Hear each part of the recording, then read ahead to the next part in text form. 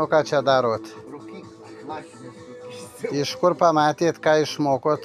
Nežinau, šiandien taip sugalvoju. Ne, jūs kažkur pamatėt per video, dabar neseniai kažkas rūkė lašinius. Tai Roberts rūkė. Va, iš Robertėlio mokinamės. Va, pirksim lašinukų ir mes pasirūkinsim.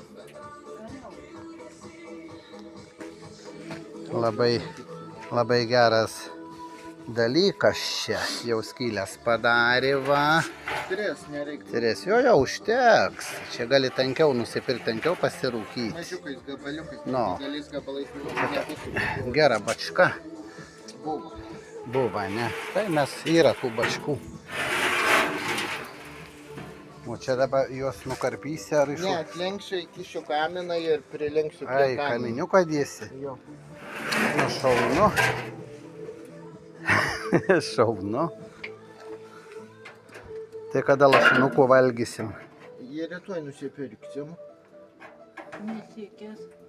Mėsikės, ne? Nu, Gal kiaulę auginam?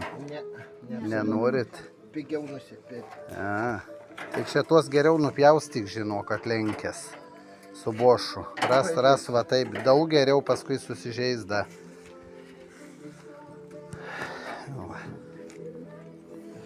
Diena graži.